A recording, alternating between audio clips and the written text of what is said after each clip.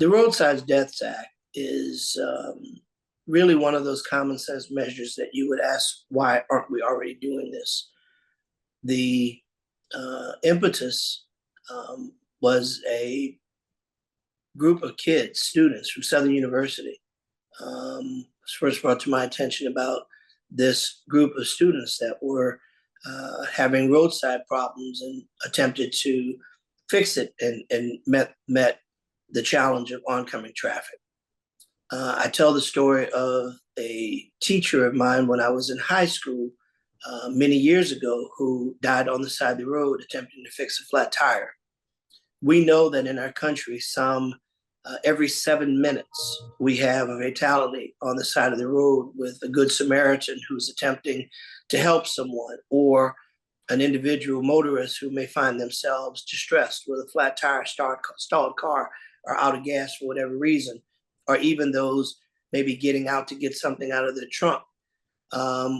What this bill does is it gives us the ability to capture that data, to work hand in hand with state police, DOTD, and capture this data, analyze this data, and determine what, if any, things we can be doing better from a Department of Transportation standpoint to make the community of the highway safer, whether it's with additional lighting, additional signage, necessarily looking at where the propensity for these accidents to happen. Are there any trends that we can identify that would ultimately give us additional tools to make it safer?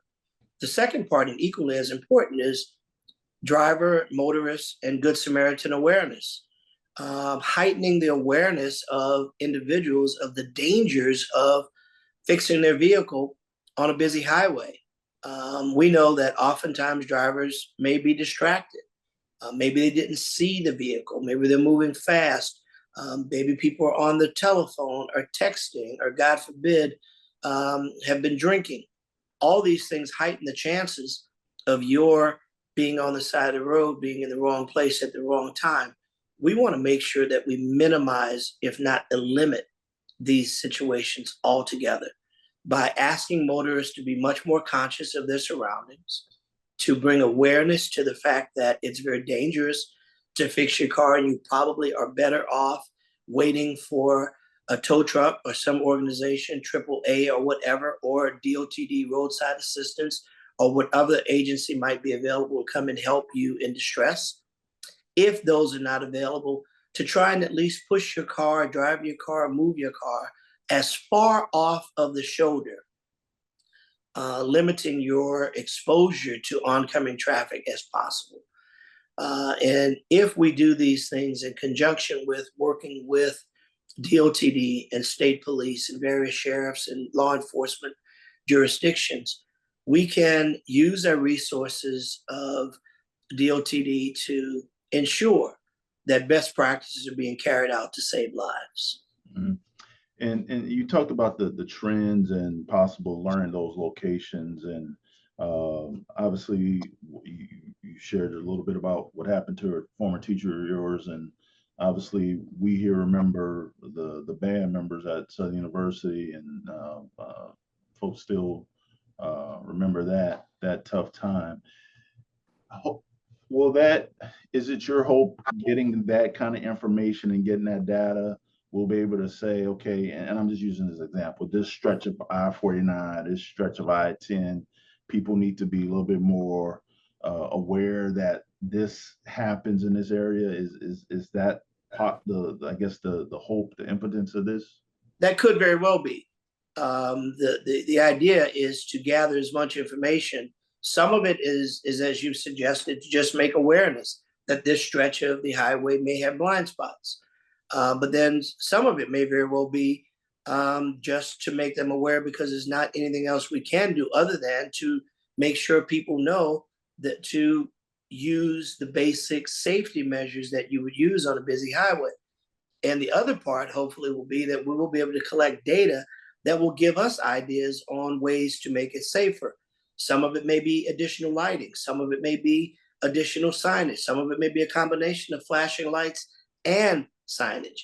And maybe some of it may also be in those areas where there are long stretches, that we can have faster roadside assistance available to identify when a car breaks down, that we can get a truck to you quicker than even you're attempting to fix it yourself. With modern technology, we have so many tools in our tool chest. We should explore every single one of them to minimize the distress of drivers in these situations to save lives.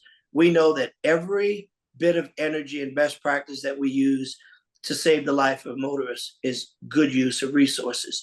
We know that we have infrastructure dollars that have been making its way to local DOTDs all over the country. These dollars are in place. This is not a situation that would be astronomical for us to fix. This is one of those cases where it's relatively low-hanging fruit that will ultimately save lives.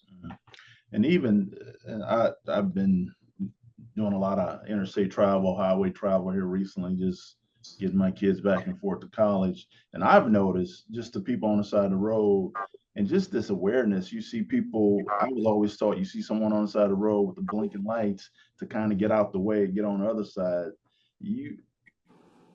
And I don't know if this bill will do anything for that, but just sometimes we can help the situation. I say we as drivers can help the situation by getting into the other lane, so we're not on that side closest to where folks. 'Cause sometimes you just have to change your own tire, right? So, and not having to worry about someone flying past you doing 65, 70 miles an hour. That's exactly right. And that's exactly a part of the multi-pronged approach. Some of this is simple awareness and making sure that both the motorists on the side of the road or the Good Samaritan on the side of the road is paying a little extra attention, but also the motorists that's driving about to pay more attention, and to something as simple as you mentioned, shift lanes. Be proactive in saving lives. The life you save could be your own. It could be your son, your daughter, your mother, yourself on the side of the road in this situation. And if we all are a little bit more cognizant and conscious of our surroundings, in addition to collecting data and having better lighting and signage and better road practice by the individual, we can absolutely save lives. This is a case that this bill, the Roadside Deaths Act, will absolutely save lives when it's fully implemented.